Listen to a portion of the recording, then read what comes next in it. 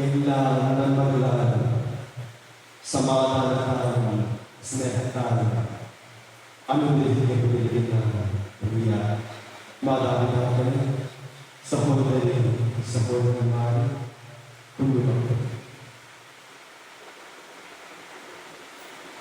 10 കൽപ്പനകൾ എന്ന പഠന പരമ്പരയുടെ 2ാമത്തെ ദിവസമാണ്. ദൈവം ഒരു സങ്കല്പനമാണോ അതോ ദൈവം ഒരു സത്യമാണോ എന്നുള്ള ചോദ്യം. ഈ ചോദ്യങ്ങൾക്കുള്ള ഉത്തരങ്ങളിലേക്കായിരുന്നു നമ്മുടെ ആദ്യത്തെ ആമുഖ ദിവസം.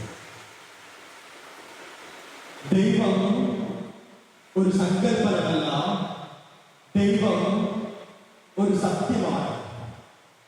അപ്പ, പിതാവ്, നമുക്ക് ജീവൻ നൽകുന്ന ദൈവം, തന്റെ സ്നേഹത്തിൽ തന്റെ മക്കൾക്ക് ജീവൻ കൊടുക്കുന്ന ദൈവം നമുക്ക് പിതാവായി മാറുകയാണ്. തന്റെ സ്നേഹത്തിൽ തന്റെ മക്കൾക്ക് ജീവൻ കൊടുക്കുന്ന ദൈവം അടയാളങ്ങളിലൂടെ മനുഷ്യന്റെ ഭാഷയിൽ മനുഷ്യനോട് സംസാരിക്കുകയാണ്. ഞാൻ നിന്റെ ദൈവമായ കർത്താവ്. 1-ാമത്തെ ദിവസം പുറപ്പാട് 20-ാം അധ്യായം. ദൈവം അരുളി ചെയ്ത വചനങ്ങളാണ്. അടിമത്തത്തിന്റെ ഭവനമായ ഈജിപ്തിൽ നിന്ന് നിന്നെ പുറത്തു കൊണ്ടുവന്ന ഞാനാണ് നിന്റെ ദൈവമായ കർത്താവ്. പ്രമാണങ്ങളല്ല, വചനം പറയുകയാണ്. ദൈവം അരുളി ചെയ്ത വചനം, ദൈവം അരുളി ചെയ്ത വാക്കുകൾ, നിന്റെ ദൈവമായ കർത്താവ്. ഞാനല്ലാതെ വേറെ ദേവന്മാർ നിനക്ക് ഉണ്ടാകരുത്. മുകളിൽ ആകാശത്തിലോ താഴെ ഭൂമിയിലോ ഭൂമിക്കടിയിലോ ജലത്തിലോ ഉള്ള ഒന്നിനെയും പ്രതിമയോ രൂപമോ നീ നിർമ്മിക്കരുത്. അവയ്ക്ക് മുമ്പിൽ പ്രണമിക്കുകയോ അവയെ ആരാധിക്കുകയോ ചെയ്യരുത്. എന്നാൽ ഞാൻ നിന്റെ ദൈവമായ കർത്താവ് അസഹിഷ്ണുവായ ദൈവം. പിതാവായ ദൈവം മനുഷ്യന്റെ വാക്കുകളിൽ നമ്മളോട് പറയുകയാണ്, ഞാൻ നിന്റെ ദൈവമായ കർത്താവ്. ഈ ഒറ്റ വചനത്തെ കുറിച്ച് നമുക്കൊന്ന് ചിന്തിക്കാം. ഞാൻ നിന്റെ ദൈവമായ കർത്താവാണ്. ഞാൻ നിന്റെ ദൈവമാണ്. ഞാൻ നിന്റേതാണ്, നീ എന്റേതാണ്. അഹം എന്നത് അല്ലെങ്കിൽ ഞാൻ എന്നത് ജീവന്റെ ഒരു ബോധരൂപമാണ്. ജീവൻ കൊടുക്കുന്നവന്റെ ആദ്യ ബോധം. എന്റെ ഹൃദയത്തിൽ പിതാവായ ദൈവം തെളിയുന്നു. പിതാവിന്റെ ഹൃദയത്തിൽ പുത്രനായ ഞാൻ തെളിയുകയാണ്. എനിക്ക് വേണ്ടി ഞാൻ ചെയ്യുന്നതും നിങ്ങൾക്ക് വേണ്ടി ഞാൻ ചെയ്യുന്നതും ഒരേ വസ്തുക്കളാകുന്ന ഒരവസ്ഥ. എന്റെ സുഖവും ദുഃഖവും നിന്റെ സുഖവും ദുഃഖവും ഒരു തന്നെ ആകുന്ന അവസ്ഥ. അങ്ങനെ വരുമ്പോൾ ആത്മസുഖത്തിനായി ഞാൻ ആചരിക്കുന്നവരൊന്നും അപരന്റെ ആത്മാത്തെ ഹനിക്കുകയില്ല. ആത്മസുഖത്തിനായി ഞാൻ ആചരിക്കുന്നവരൊന്നും അവനെ വേദനിപ്പിക്കുകയില്ല, അപരനെ വേദനിപ്പിക്കുകയില്ല. കാരണം ഞാനും നിങ്ങളും നിലനിൽക്കുന്നത് സ്നേഹബന്ധത്തിന്റെ പിതാപുത്ര ബന്ധത്തിന്റെ അടിത്തറയിൽ.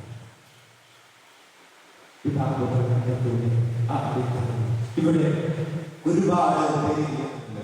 ഈ ഒരുപാട് പേര് ഒരുമിച്ച് കൂടി ഒരു കൂട്ടമായിട്ട് മാറുകയാണ്, ഒരു സമൂഹമായിട്ട് മാറുന്നു. എന്നാൽ ഈ സമൂഹത്തിൽ ഈ പള്ളിക്കിടയിൽ നമുക്കിടയിൽ നടക്കുന്ന വിനിമയവും സഹവർത്തവുമാണ് നമുക്കെല്ലാവർക്കും ജീവൻ തരുന്നത്, നമുക്കെല്ലാവർക്കും കൂട്ടത്തിന്റെ കരുത്ത് നൽകുന്നത്.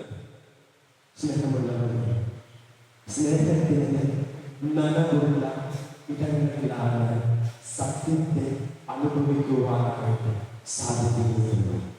ഈ സ്നേഹത്തിന്റെ പൂർണ്ണതയാണ് സൗന്ദര്യം.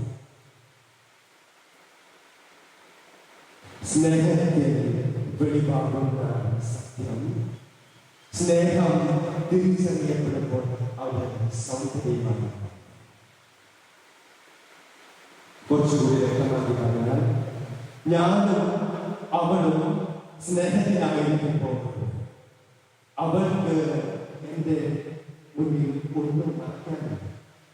അതുപോലെ തന്നെ എനിക്കും അവളുടെ മുന്നിൽ ഒന്നും മറക്കാനില്ല, ഒന്നും മറച്ചു വെക്കാനില്ല. അവൾ എന്റെ മുന്നിൽ എനിക്ക് സത്യമാണ്, ഞാൻ അവൾക്ക് സത്യമായിട്ട് മാറുകയാണ്. അവളുടെ സ്നേഹം ഞാൻ തിരിച്ചറിയുമ്പോൾ അവൾ എനിക്ക് സുന്ദരിയാണ്. എന്റെ സ്നേഹം അവൾ തിരിച്ചറിയുമ്പോൾ ഞാൻ അവൾക്ക് സുന്ദരനാണ്. സ്നേഹത്തിൽ സത്യം വെളിവാക്കപ്പെടുന്നു. ഈ സ്നേഹത്തിന്റെ തിരിച്ചറിവാണ് സൗന്ദര്യം. എന്നാൽ നമ്മുടെ ജീവിതങ്ങളിൽ പലപ്പോഴും ഈ തുറന്ന വെക്കലുകൾ സൗന്ദര്യങ്ങളെ അടിസ്ഥാനപ്പെടുത്തിയാണ്. ഇന്ന് പലപ്പോഴും സ്നേഹത്തെ അടിസ്ഥാനപ്പെടുത്തിയത് സ്വാർത്ഥമായ സ്നേഹം. മനുഷ്യർക്കിടയിലെ ബന്ധങ്ങളുടെ അടിസ്ഥാന വികാസം ഒരു അമ്മയും ശിശുവും തമ്മിലുള്ള വികാസമാണ്. എന്നാൽ അതിനേക്കാൾ ഫലമായിട്ടുള്ള ഒരു ബന്ധമാണ് പുത്രൻ പിതാവിനെ തിരിച്ചറിയുന്ന നിമിഷം, അല്ലെങ്കിൽ ഒരു പുത്രി പിതാവിനെ തിരിച്ചറിയുന്ന നിമിഷം. ആത്മാവിനെ തിരിച്ചറിയുന്നു. ജീവൻ തന്റെ ജീവനെ, തനിക്ക് ജീവൻ കൊടുക്കുന്നവരെ തിരിച്ചറിയുന്നു. ആ തിരിച്ചറിവിന് നമ്മുടെ അപ്പൻ ദൈവമായിട്ട് മാറുകയാണ്, പിതാവായ ദൈവം. ഈ ദൈവം നമുക്ക് ഒരു സങ്കല്പനമല്ല, ഈ ദൈവം നമുക്ക് നമ്മുടെ അപ്പനോട് അനുഭവ വ്യക്തമാണ്. സ്നേഹമുള്ളവരെ, പലപ്പോഴും നമ്മളൊരു ചോദ്യം ചോദിക്കാറുണ്ട്. ഇരുട്ടത്തൊക്കെ ആയിരിക്കുമ്പോൾ നമ്മൾ ചോദിക്കും, ആ ഇരുട്ടിരിക്കുന്നതാരാ, അവിടെ ഇരിക്കുന്നതാരാ എന്ന് ഒരു അറിയാതെയുള്ള ചോദ്യം. ഈ ചോദ്യത്തിനുള്ള ഉത്തരം ഒരു മറു ചോദ്യം തിരിച്ചു നമ്മളോട് ചോദിക്കും. അത് ചോദിക്കാൻ നീ ആരാ, നീ ആരാ? പക്ഷെ ഈ രണ്ട് ചോദ്യങ്ങൾക്കുമുള്ള ഉത്തരം ഞാൻ എന്ന് തന്നെ. ഈ രണ്ട് ചോദ്യങ്ങൾക്കുമുള്ള ഉത്തരം ഞാൻ എന്ന് തന്നെ. ഈ അപരത്വത്തിന്റെ മറ നീക്കലാണ് ഞാൻ. തമ്പുരാൻ കർത്താവ്, ഞാൻ നിന്റെ ദൈവമാണ്, നിന്നെ രക്ഷിച്ച ദൈവം, നിന്റെ പിതാവ്. ഇന്ന് മുതൽ ഞാൻ നിനക്ക് അന്യനല്ല, ഇന്ന് മുതൽ ഞാൻ നിനക്ക് നിന്റെ പിതാവാണ്, നിന്റെ യാഥാർത്ഥ്യം. അന്വേഷിച്ചപ്പോൾ ഈ ഞാനല്ല, പലതല്ല, ഒന്നാണ് എന്നുള്ള ഒരു തിരിച്ചറിവുണ്ടാവുന്നു. ഈ അഹത്തെ കുറിച്ചുള്ള ഈ പൊരുളറിയുമ്പോൾ നമ്മൾ വ്യത്യസ്തതകൾ ഇല്ലാതാവുകയാണ്, വ്യത്യസ്തതകൾ ഇല്ലാതാവും. ഞാനും നീയും ഒന്നാകുന്ന ഒരവസ്ഥ. ഇന്ന് നമ്മുടെ കുടുംബത്തിൽ സ്വാർത്ഥത കടന്നു വരുന്നു. അങ്ങനെ സ്വാർത്ഥത കടന്നു വരുമ്പോൾ നമ്മൾ പരിധികൾ വയ്ക്കുമ്പോൾ നമുക്ക് നഷ്ടപ്പെടുന്നത് നമ്മൾ തന്നെയാണ്. അഹത്തിന്റെ പൊരുമറിയുന്നതാണ് വിദ്യ.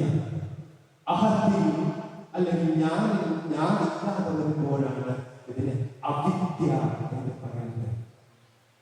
ഈ അറിവിൽ ഞാനില്ലെങ്കിൽ നമ്മുടെ അറിവുകൾ വെറും വസ്തുബോധങ്ങളാണ്, വെറും ജഡരൂപങ്ങൾ, നിങ്ങൾ ആളുകളല്ല, എനിക്ക് നിങ്ങൾ വെറും വസ്തുക്കളാണ്.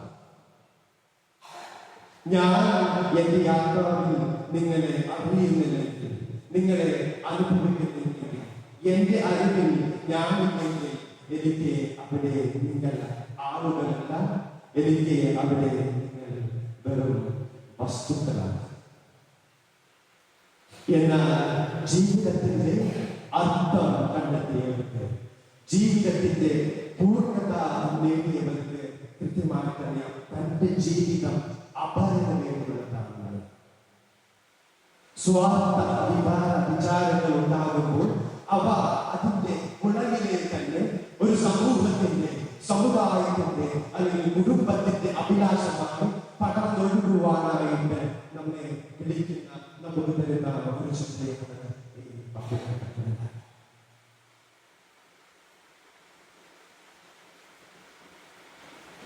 ഇന്ന് നമ്മൾ പലപ്പോഴും കേൾക്കുന്ന ഒരു വാർത്തയാണ് ഒറ്റയാന്മാരായ പുരുഷൻ, ഒറ്റയാന്മാരായ പിള്ള കാട്ടിലേക്ക് ആളുകൾ നാട്ടിലേക്ക് ഇറങ്ങുകയാണ്.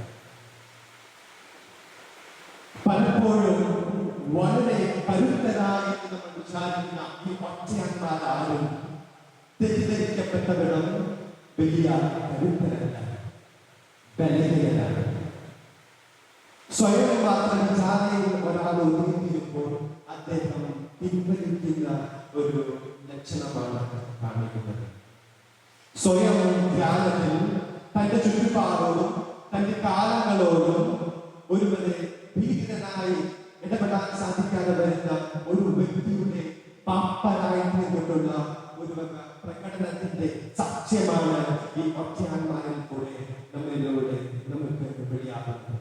പാപ്പരായിട്ടുള്ള പ്രകടനത്തിന്റെ സാക്ഷി, ഒറ്റയാന്മാരുടെ കരുത്തല്ല, കൂട്ടത്തിന്റെ കരുത്ത്.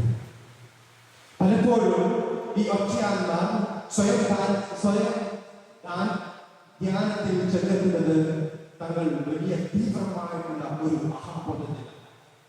ഈ അഹംബോധം വരുമ്പോൾ നമ്മൾ ചെയ്ത പ്രവൃത്തിയുടെ പങ്കുകൾ വലിയ അതിശയോക്തി, വലിയ ആനക്കാര്യമായിട്ട് നമ്മൾ പറയും. എന്നാൽ മറ്റുള്ളവരുടെ പങ്ക് നമ്മൾ പതുക്കെ മാറ്റി, ഞാനാണ് വലിയവൻ, ഞാൻ മാത്രം വലിയവൻ, ഞാൻ ദൈവം, ഞാൻ എന്റെ കാര്യങ്ങൾ തിരഞ്ഞെടുക്കുന്നത്, എന്റെ കാര്യങ്ങൾ ഞാൻ ചെയ്തത് ഭയങ്കര ഒരു ആനക്കാര്യമായിട്ട് പറയുന്നത്. ഈ സ്വയം ജ്ഞാനത്തിൽ നമ്മൾ വരുമ്പോൾ നമ്മൾ സത്യം പറഞ്ഞാൽ ഒരു തട്ടപ്പറ സൃഷ്ടിക്കുകയാണ്, ഒരു വാതിൽ വെച്ച് നമ്മൾ കൂട്ടുകയാണ്, അപരനിലേക്കുള്ള വാതിൽ. എനിക്ക് ഞാൻ മതി, മറ്റുള്ളവരിലേക്ക് എന്ന് പറഞ്ഞുകൊണ്ട് നമ്മൾ തട്ടപ്പറ വെച്ച് കൂട്ടുകയാണ്. സ്നേഹമുള്ളവരെ, ദൈവിക ബന്ധം, ദൈവിക സ്നേഹം നമ്മളിൽ നിന്ന് അകലുമ്പോഴാണ് നമ്മൾ തട്ടപ്പറയിലാകുന്നത്, നമ്മൾ അടിമത്തത്തിൽ ആകുന്നത്. പലപ്പോഴും ഒരുപക്ഷെ ഒരു അടിമ സദാചാരത്തിന്റെ ഭാഗമായി കഴിഞ്ഞാൽ എന്റെ മുന്നിൽ ഉണർന്നു നിൽക്കുന്ന സത്യത്തിൽ പോലും ഒരുപക്ഷെ എനിക്ക് തിരിച്ചറിയാൻ സാധിക്കാതെ കഴിഞ്ഞു. എന്റെ പിതാവിനെ എനിക്ക് തിരിച്ചറിയാതെ സാധിക്കാതെ കഴിഞ്ഞു. നമ്മുടെ ഇടയിലേക്ക് സ്വാർത്ഥത കടന്നു വരുമ്പോൾ ഒരു കുടുംബത്തിൽ അപ്പനെ കാണാൻ പറ്റാത്ത സ്ഥിതിയാണ്, ഒരു കുടുംബത്തിന് ഒരു അമ്മയെ കാണാൻ പറ്റാത്ത സ്ഥിതിയാണ്. സ്വാർത്ഥത കടന്നു വരുന്നത് പരിധിക്കുമ്പോൾ, എന്നാൽ ഒരു സമൂഹത്തിൽ സംവാദപരമായിട്ട് എങ്ങനെ ഇടപെടാം എന്ന് നമ്മൾ ചിന്തിച്ചു തുടങ്ങുമ്പോൾ, ഒരു സമൂഹത്തിലാണ്, ഒരു കുടുംബത്തിലാണ് നമുക്ക് ജീവൻ വരുന്നതെന്ന് മനസ്സിലാക്കി തുടങ്ങുമ്പോൾ, അതാണ് നമ്മുടെ ധാർമ്മികതയിലേക്കുള്ള, ദൈവ കൽപ്പനകളിലേക്കുള്ള, നന്മ തിന്മകളെക്കുറിച്ചുള്ള തിരിച്ചറിവിലേക്കുള്ള ഒരു പതിവാണ്. സമൂഹത്തിൽ ഇടപെടുവാൻ അക്കവിധം നമ്മൾ ആഗ്രഹിക്കുമ്പോൾ നന്മ തിന്മകളെ കുറിച്ച് നമുക്ക് അറിവാണ്. അവൻ വസ്തുവല്ലാതെ, അവൻ ഒരു ജനമല്ലാതെ, അവൻ എനിക്ക് ഞാനായി. അവൻ മറന്നീക്കി എന്റെ സഹോദരനാകുന്നു, അവൻ മറന്നീക്കി എന്റെ കൂട്ടുകാരനാകുന്നു, അവൻ അവന്റെ മറന്നീക്കി എനിക്ക് അപ്പനാകുന്നു, എന്റെ മകനാകുന്നു, പുത്രനാകുന്നു, പുത്രിയാകുന്നു. നമ്മുടെ മനുഷ്യ ജീവിതങ്ങളെല്ലാം ദൈവത്തോട് ബന്ധപ്പെട്ട് നിൽക്കുന്നതാണ് എന്നുള്ള ഒരു വലിയ ഒരു സത്യത്തിന്റെ തിരിച്ചറിവിന്റെ ഒരു സമഗ്രമായ ഒരു അറിവിൽ വെച്ചാണ് ഒരു പക്ഷേ ഒരു ധാർമ്മികതയ്ക്ക് സ്ഥാനമുണ്ട്. അങ്ങനെയുള്ള സമൂഹത്തിലാണ് നന്മകൾ വളരുകയുള്ളൂ. അങ്ങനെയുള്ള സമൂഹത്തിലാണ് ദൈവത്തിന്റെ ഈ 10 കൽപ്പനകൾക്ക് സാധ്യതയുള്ളൂ. ഈജിപ്തിന്റെ അടിമത്തത്തിൽ നിന്ന് രക്ഷിച്ച പിതാവായ ദൈവം, ഭൂമിയിലേക്ക് ഇറങ്ങിയ മണ്ണിലേക്ക് ഇറങ്ങിയ ദൈവം, മുൾപ്പടർപ്പിലൂടെ നമുക്ക് വെളിവാക്കിയ ദൈവം, ദീപസ്തംഭത്തിലൂടെ രാത്രിയിലും മേഘസ്തംഭമായി പകലും നമുക്ക് വഴികാട്ടിയ ദൈവം, ഒരു കരമായി, ഒരു മുഖമായി, ഒരു ഉരമായി നമുക്ക് മനുഷ്യനായി വെളിപ്പെടുത്തുന്ന ദൈവം. സ്നേഹമുള്ളവർ, ഈ പിതാവായ ദൈവത്തിന്റെ ഓർമ്മയാണ് ഈ ആദ്യത്തെ വചനം. ഈ ആദ്യത്തെ വചനം പറയുന്നത് ഇങ്ങനെ പ്രധാനമല്ല. വചനം പറയുകയാണ്, നിന്റെ ദൈവമായ കർത്താവിനാൽ അടിമത്തത്തിന്റെ ഭവനമായ ഈജിപ്തിൽ നിന്ന് നിന്നെ പുറത്തു കൊണ്ടുവന്ന ഞാനാണ് നിന്റെ ദൈവമായ കർത്താവ്. മറവിയുടെ നിശ്ചിതമാണ് പലപ്പോഴും സ്നേഹബന്ധങ്ങൾ. ഈ സ്നേഹം നമ്മുടെ ഭാവിയിലേക്കുള്ള തുറന്നു പിടിച്ചിട്ടുള്ള ഓർമ്മകളാണ്. നമ്മെ രക്ഷിച്ച ദൈവം, നമുക്ക് ജീവൻ നൽകിയ ദൈവം, നമ്മെ ജീവനായി കൊണ്ടു നടക്കുന്ന പിതാവായ ദൈവം നമുക്ക് നമ്മുടെ ഹൃദയത്തിൽ കൊണ്ടു നടക്കാം. ഒരു ഓർമ്മയായ പുത്രന്റെ ഓർമ്മയായ പുത്രിയുടെ ഓർമ്മയായ പിതാവിനെ നമ്മുടെ നെഞ്ചോട് ചേർത്ത് വെച്ചുകൊണ്ട് കൊണ്ടു നടക്കാം. കാരണം അവൻ നമ്മെ രക്ഷിക്കുന്ന, നമുക്ക് ജീവൻ നൽകുന്ന പിതാവായ ദൈവമാണ്. ഈ ദൈവത്തെ മനസ്സിൽ കൊണ്ടു നടക്കാനും പുത്രരായി പകരുവാനും തമ്പുരാൻ കർത്താവ് ഈ ആദ്യത്തെ വചനത്തിലൂടെ 10 കൽപ്പനകളുടെ ആദ്യത്തെ വാക്കുകളിലൂടെ